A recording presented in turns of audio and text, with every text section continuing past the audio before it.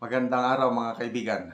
Bago natin talakayin ang topic sa araw nito, gusto ko lang ipaalam sa mga interesado na magkaroon ng trabaho, either full-time or part-time, pwede sa inyong bahay.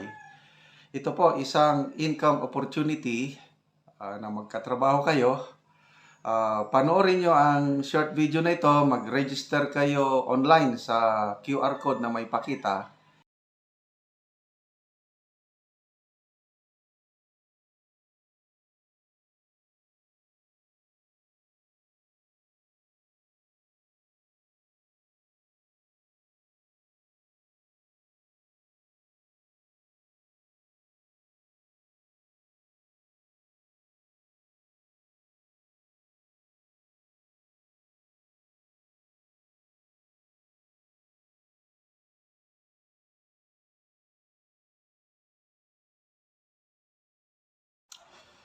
Pag-usapan natin ngayon ang reaksyon ni Attorney Sal Panelo doon sa pahayag ni VP Sara na huhukayin niya ang libing ni dating Pangulong Marcos Sr. sa libingan ng mga bayani.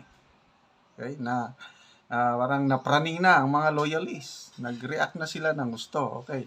Alalahanin natin na si Attorney Salvador Panelo. Yan, original yan na Marcos loyalist. Sila yung tumayo, sila yung nagdepensa sa mga Marcos after yung 1986 EDSA Revolution. Yan, ang full-blooded loyalist. Okay, so pakinggan natin ang pahayag na Attorney Panelo at komentaryo ni PH Update na isang DDS vlogger. Then mamaya dagdagan ko ng reaksyon. Tayo dito kay Attorney Salvador Panelo. Dito ho sabay-sabay ho tayong matututo sa mga counterpoint nitong si dating Presidential Legal Counsel, Attorney Salvador Panelo. Okay? Ano tayo sa gobyerno? Ano ang masasabi Magaling ho yan, magaling. mo, sabi ni Nekra, mukhang napuno na ng galit si VP Sara, hukain daw si Marcos Jr. Kanina ho galing dito yung TV crew ng Bilyonaryo. At kagabi, pinaliwanag ko na rin yan. Yun yung pag sinabing huhukayin, yun ay tinatawag na hyperbole. Hyperbole. Teka lang ho Habang rinirecord ho natin to Yun, ibig sabihin ng pakwela lang yun. Correct. Pakwela. Saka tingnan nyo, yun o, ito mga channel din natin ito mga salbahe din parang nagbabanta si Inday. Hindi mo nagbabanta. Unang-una, nung sinabi niya yun, sa chat nila, ilan lang sila doon. Kung baga, hindi yung for public consumption yun. Binibida niya lang, kinikwento niya lang to stress a point. Katunayan, yung pinatamaan niya na member ng chat, na kamag-anak ng nauupo. Hindi nga umimik Kapatid. Hindi sumagot. Ibig sabihin, alam niya na hindi naman pantayon o hindi naman seryoso. Pero kung hindi banta at hindi seryoso, sana magsilbing signal na kung saan tumigil na kayo. Hindi na nakakatuwa yung mga pinaggagawa niyo. Hindi po mga ganong epekto doon sa naging mga litanya nitong si VP Sara. Kung sakaling marinig yun, sa tingin niyo ba itong si Amy Marcos hindi niya kinausap kagabi ang kanyang kapatid? Kasi kung ako kay Amy, kahit na di kami nag-uusap ni Marcos Jr., tapos nagsalita na yung katandem mo, naliligawan natin nung panahon ng kampanya. Kahit tumarang pa ho ang kanyang hipan. Talagang babanggain ho natin siya, no? Bayaw pala lalaki, no? Sorry, hindi ko alam. Yan ang ako problema sa PH Update. Bira ka ng bira. Pagdating sa mga ganong klaseng bagay, pagpasensyaan nyo na ako si PH Update, nalilito ko tayo dyan. Balae, manugang, bayaw, bilas, basta, magkakamag-anak ko lahat ng yan. Diba? Sana magtigil na itong mga kalukuhan, itong administrasyon na to. Tuloy natin. Mamaya panoorin natin kung paano pinagtanggol itong si FPRRT itong si Marcos Sr. Burial, no? Pakinggan ho natin tayo, nung nakita natin yun, medyo nalungkot ho tayo kasi sa kabila ng pagtatanggol ng nagdaang administrasyon, itong susukli nyo dito sa mga Duterte. Napakawalang yan nyo naman. Tuloy. Ang sinasabi lang, tantanan nyo na ako. Stop it. Hindi ako susuko sa inyo. Correct. Anong masasabi nyo? Sinasabi ni Political, Richard, sino ba? Hindi ko kilala yan eh. Kumusta daw ang political career ng mga yan naman eh, wala rin alam yan eh. Si Richard, wala. Hindi nga makapalagay sa Astrogando sa aso. Tapos magpupunta pa siya dyan kay Atty. Salvador. Pakakainin ho siya ng alikabok nitong si Atty. Salvador pa rin. Wala akong alam yan. Yan si Richard. Naku, wala. Mahinang nila lang ho yung na yan, nagpapakadalubhasa pero wala naman nung sinabi. Huwag natin banggitin. Yan, mga anti-Duterte yan. Kaya huwag nyo rin intindihin yan. Attorney, ano po masasabi niyo sa sinabi ko? Yun na nga, sinabi ko na. Ayaw kong banggitin ng pangalan yan dahil wala ako. Kulang dito. Walang sentido común.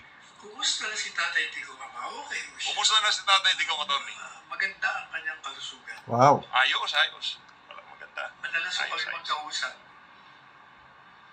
Tinatawagan niya ako, tinatawagan ko din siya. Okay? Weekend na. So, ayun, Senator Amy, ano ba? Ang tanong ngayon is, nakalimutan na ba yung tulong ng mga Duterte sa inyong pamilya? Si PRRD lang ang presidente na nagkaroon ng political will para mailibing ang yumaong Marcos Sr. So, ilang taon na nakalagay lang sa refrigerated coffin ang Marcos Sr. Napasyalan ko pa nga doon sa Sarat ba yun? Yung doon lang, nailagay lang siya sa nakasalabit na parang nakahiga lang, natutulog lang. So, awang-awa ako sa Marcos Sr. nung namasyal kami doon sa museum ng mga Marcos. Correct me if I'm wrong. Tama ba yun? Sa Sarat, Ilocos Norte. Awang-awa ako sa dating Pangulong Marcos Sr. dahil, to me, karapatan niya talaga na mailibing sa libingan ng mga bayani. Dahil, siya, kahit sabihin na lang nating diktador siya o anong record niya nung naging Pangulo, but the fact remains na dahil World War II veteran siya at saka Medal of Valor awardee, dapat mailibing. Pati nga aso, yung mga canine dogs na nag-serve sa armed forces, nililibing nila sa libingan ng mga bayani. So, how much more ang isang World War II hero? So, bakit hindi ilibing? Kaya, napakalaking political question ito noon. Aquino, Ramos, administration, GMA, napunta kay ERAP muna, GMA, then Pinoy, wala talaga. Kaya PRRD lang, nung sinabi niya, palibing natin yan. Wala namang batas na nagpipigil na mailibing siya. Ayun, nailibing. Natuldukan na. So, maraming natuwa. May mga ilan-ilan din na nagalit. The ex-senator Kiko Pangilinan, siya na yung unang nagsabi na ipapahukay nila ang libing. Nagawa ba nila? Hindi naman. Kasi nga, hyperbolical statement lang, exaggeration, yung out of frustration. Walang kakayahan yung grupo ni Senator Pangilinan noon na ipahukay ang libing ng Marcos Sr. Dahil nandun na gwardyado ang libingan ng mga bayani. In the same manner, na wala ring kakayahan si VP Sara na huhukayin niya yung libing Diba? So, ano lang yun, wag nang bigyan pa ng ano daw, desecration daw sa ano. Group chat lang yun eh, hindi naman public threat.